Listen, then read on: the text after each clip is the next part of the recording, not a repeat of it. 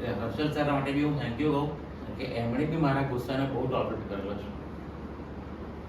બીજો કોઈ કન્સલ્ટન્ટ હોય ને તો વેરી કાલથી નહીં.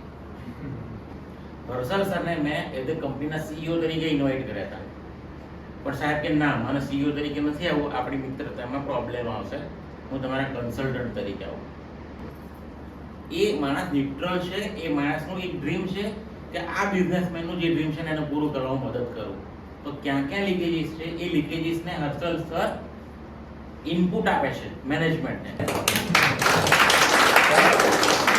એમણે મારા ડ્રીમને નોટિસમાં રાખેલી છે, નહીં કે મારા પેઇનને, નહીં કે મારા ગુસ્સાને. હું ક્યારેક એમની જોડે બી ફ્રસ્ટ્રેટ થઈ જાઉં છું, ગુસ્સે થઈ જાઉં છું, પણ એ મારું પેઇન જોઈ ગયા છે. આ માટે પેઇન હું એક દવા આપું, અને દવા બહુ મસ્ત રીતે આપે છે, એ જસ્ટિફાય થાય છે.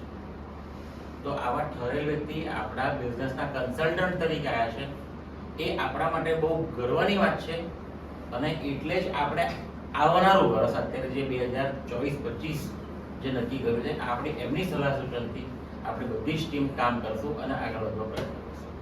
Thank you.